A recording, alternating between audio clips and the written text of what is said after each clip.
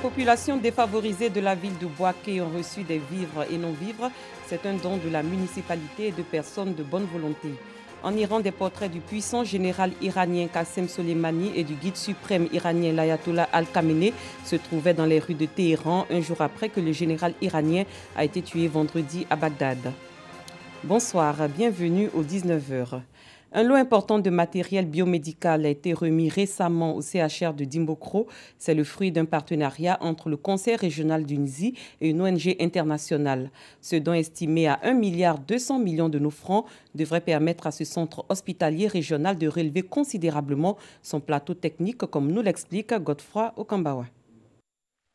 La promesse avait été faite aux populations lors de la campagne pour les régionales. Aujourd'hui, Kofi Nguessan Lataï, président du conseil régional du NZI, passe à l'acte. C'est au total 1,2 milliard de francs CFA de matériel biomédical qu'il fait livrer au centre hospitalier régional de Dimbokro pour relever son plateau technique en cohérence avec son rang sur la pyramide sanitaire. Ce matériel de dernière génération, composé de fauteuils roulants, de lits de réanimation, électrocentiogrammes, de lampes chauffantes et de moniteurs de surveillance, est le fruit d'un partenariat signé entre la région du NZI et l'ONG Project Cœur.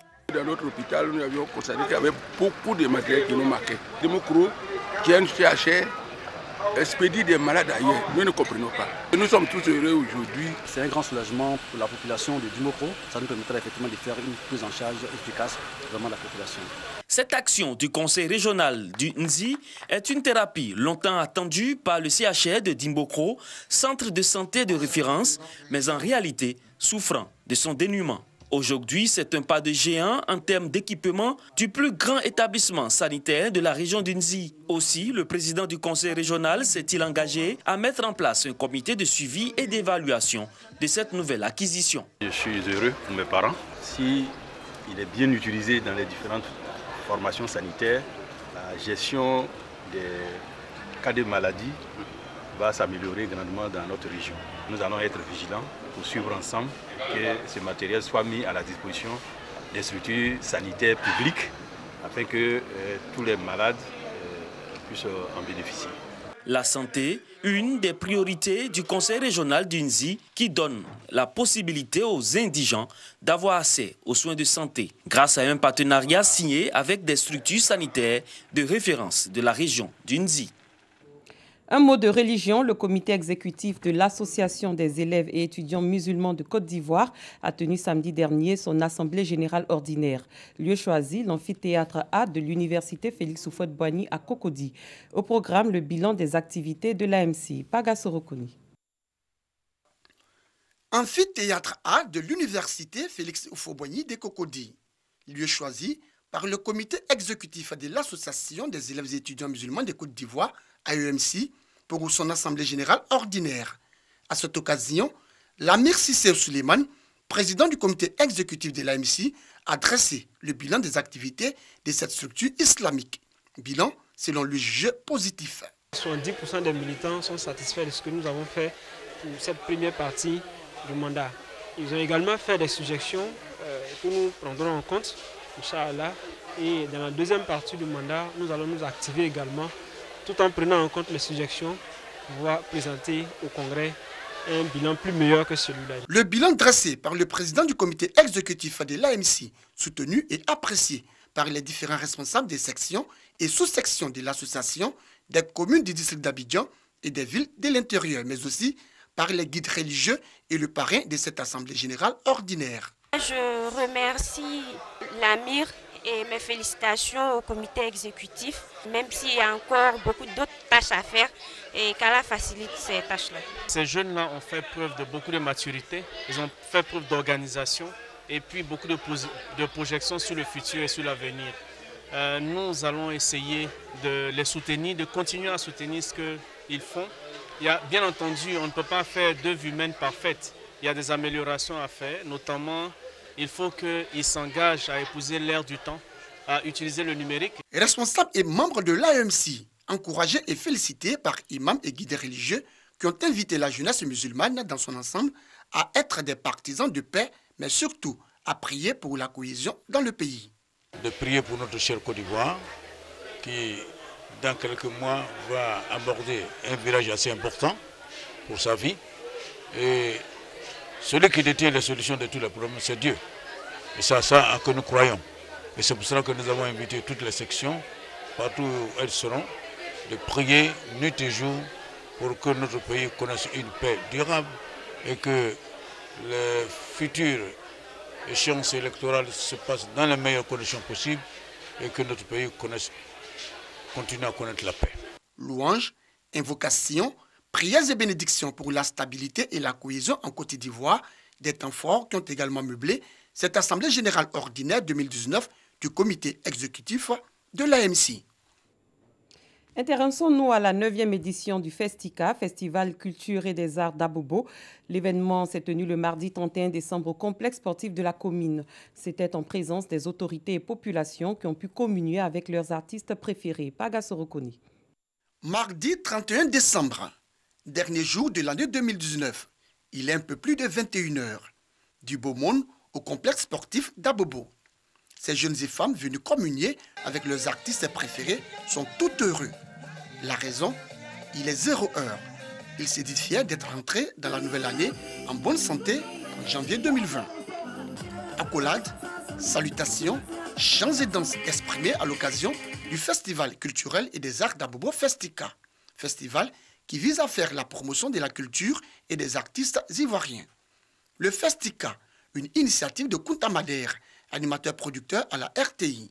Il se félicite de la mobilisation exceptionnelle des populations autour du Festica 2019. Satisfaction totale. Regardez derrière ce monde. Félicitations à la jeunesse d'Abobo. Félicitations à tous ceux qui sont venus. Et un grand merci au maire Ahmed Bagayoro pour son soutien. C'est autour du thème « Non aux migrations clandestines » que autorités municipales, commissaire général du Festica et l'ensemble des artistes qui se sont succédés sur scène ont lancé des messages forts à l'endroit de la jeunesse ivoirienne. Les différentes prestations des artistes en herbe et des artistes confirmés, appréciés par le public, sortis nombreux pour célébrer la joie et le vivre ensemble.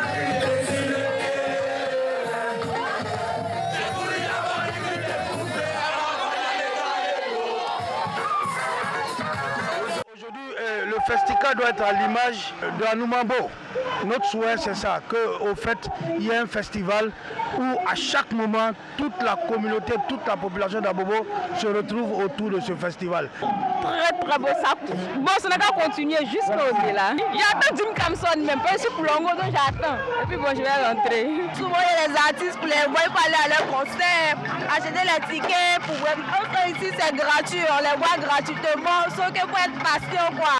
Jeux, concours de danse et concours Miss Festica de la plus belle fille de la commune ont également marqué cette 9e édition du Festival culturel et des arts d'Abobo. Rendez-vous l'année prochaine pour le Festica 2020 pour plus de spectacles haut en couleur. Un tournoi de Maracana pour célébrer la convivialité à Port-Bouedeux dans la commune de Yopougon. Pour cette 4e édition, cette rencontre dotée du trophée Amadou Gon Coulibaly a enregistré la présence du directeur général de l'INJS et d'une délégation conduite par Diaby Lanciné, représentant le chef du gouvernement. Clément Boko. Un tournoi de Maracana pour célébrer la nouvelle année. Les populations de Port-Bouedeux dans la commune de Yopougon jouent au Maracana ce premier jour de l'an. Pour la 4e édition, ce tournoi doté du trophée Amadou Gon Coulibaly célèbre le vivre ensemble. Il est dénommé les grains de Port-Bouedeux. Tout le monde sait que les grains, c'est les lieux, c'est le coin de retrouvailles. Et pour consolider cette fraternité, nous avons voulu quand même associer ça chaque fois à une fin d'année. Et pour pouvoir quand même célébrer la nouvelle année dans la convivialité, dans la fraternité. Habib Sanogo, directeur général de l'Institut national de la jeunesse et des sports, INJS, parrain de cette manifestation sportive, encourage les initiateurs. L'OMS a décidé que le sport et l'activité physique est comme une prescription médicale. Donc voir les jeunes dans cette période de fête s'adonner au sport, c'est une très très bonne chose. Et je voudrais vraiment féliciter les organisateurs, tous ceux qui ont pris cette initiative, qui s'inscrit donc dans la droite ligne de ce que le président de la République a dit. Il veut une population saine, une population où la cohésion sociale est de mise. Représentant le Premier ministre à cette rencontre sportive, Lanciné Diaby, directeur général du FER, fonds d'entretien routier, a réitéré l'engagement de l'État à être aux côtés des populations. Le président de la République, comme son Premier ministre, sont au travail et nous sommes au contact de la population et vous attendez leur venue. Des consignes précises seront données pour continuer l'élan de développement de notre pays. Et tous les problèmes n'ont pas trouvé de solution, mais nous sommes dans la logique de les régler. 8 équipes en préparent à cette compétition. La finale est disputée entre le Grain Faux-Passy et le Grain Texas. Le match s'est soldé par une séance de tir au but remportée par le Grain Texas. La capitale de la paix soulage ses populations défavorisées. Elles ont reçu récemment des vivres et non-vivres. Ces dons de la municipalité et de personnes de bonne volonté ont permis à des familles et structures d'aide aux personnes démunies de passer la fête du Nouvel An dans la joie. Djeneba Ouattara. La municipalité de Bouaké apporte assistance aux populations démunies de sa circonscription. Le premier magistrat de la commune a offert 12 tonnes de riz et 107 cartons d'huile aux couches sociales défavorisées, des villages communaux et des quartiers précaires. Coût du don, plus de 7 millions de francs CFA. Pour Nguessan Jacqueline, troisième adjointe au maire et représentant le maire Djibo Nicolas, l'action sociale de la municipalité vise à se rapprocher des populations et permettre également aux bénéficiaires de fêter le Nouvel An dans la joie. Dans la même veine, les agents municipaux et les structures sociales ont bénéficié aussi de dons. Des kits alimentaires et des effets vestimentaires offerts aux enfants malades de la pédiatrie du centre hospitalier universitaire de Bouaké. C'est une initiative de l'ONG Union internationale pour la fraternité et la solidarité, ONG qui œuvre pour le bien-être des personnes vulnérables. À travers ce geste, les membres de cette organisation non gouvernementale expriment leur compassion et leur solidarité à ces enfants hospitalisés qui ont besoin d'amour en cette période festive. Les parents des enfants et les responsables sanitaires se réjouissent de cette action de générosité et traduisent leur reconnaissance à l'ONG donatrice. La République du Congo se débat toujours dans la crise économique malgré des records de production pétrolière, la principale richesse du pays. À Pointe-Noire, le moteur économique du pays, des chagrins ébets se demandent combien de temps sa société de veille technologique va encore subir les effets de la chute des cours amorcée en 2014. Nous Sangaré, Dongui Dongui. Le balai des porte-conteneurs et des camions est incessant. Depuis 80 ans, le port de Pointe-Noire est l'un des axes économiques majeurs de la République du Congo. Pourtant, le pays est en crise depuis 4 ans. En cause, la baisse des coûts du pétrole. Plusieurs entreprises du secteur ont fait faillite. Cet entrepreneur est inquiet pour l'avenir de son entreprise. Beaucoup ont dû arrêter leur activité, donc ont fait faillite. Et aujourd'hui, ils ont déposé le bilan. Et résultat, nous, on a perdu des contrats. Et si on perd des contrats, évidemment, on supprime des emplois. Et si on supprime des emplois, il faut presque se réinventer pour continuer à rester sur le marché. 50 000 personnes ont en effet perdu leur travail dans le secteur pétrolier. L'Ornois est le principal pourvoyeur d'emplois dans cette ville de plus d'1 million d'habitants. L'économie doit donc envisager de nouveaux débouchés. Il faut faire une relance de l'économie et à notre sens, la relance passe par bien sûr la diversification, mais aussi au niveau pétrolier par la mise en place effective du contenu local. Ça permettrait d'avoir des achats opérés par le pétrolier localement et donc de relancer un temps soit peu l'économie. Pour tenter de sauver son économie, le Congo a signé un accord avec le FMI. Les prévisions de croissance du pays pour 2020 sont en hausse. Le trafic du port autonome de Pointe-Noire a augmenté. 900 000 conteneurs ont transité cette année. De quoi nourrir les espoirs des sociétés qui en dépendent. On espère que pour la fin de cette année, on pourrait avoir un taux de croissance au niveau du pays, bien sûr, qui devrait dépasser les 3%. Et ça augure de bons résultats également pour le port. Parce que, d'une façon générale, les perspectives en termes d'évolution du trafic pour le port de Pointe-Noire sont plutôt optimistes. Le président congolais Denis Sassou Nguesso a d'ores et déjà annoncé la fin de la récession. Mais avec une dette de 2 milliards d'euros, le pays est loin d'être tiré d'affaire. Loin du Congo, des images et portraits du puissant général iranien Qassem Soleimani et du guide suprême iranien l'ayatollah Ali Khamenei sont partout dans les rues de Téhéran, un jour après que le général iranien a été tué vendredi. Des dizaines de milliers de personnes ont manifesté hier à Téhéran pour dénoncer, je cite, les crimes américains. Dans la matinée, le général iranien Qassem Soleimani a été tué dans un raid à Bagdad, en Irak. Après la prière du vendredi, une foule d'Iraniens a envahi les rues du centre de la capitale, scandant « Mort à l'Amérique » et brandissant des portraits de Soleimani, parfois en pleurs.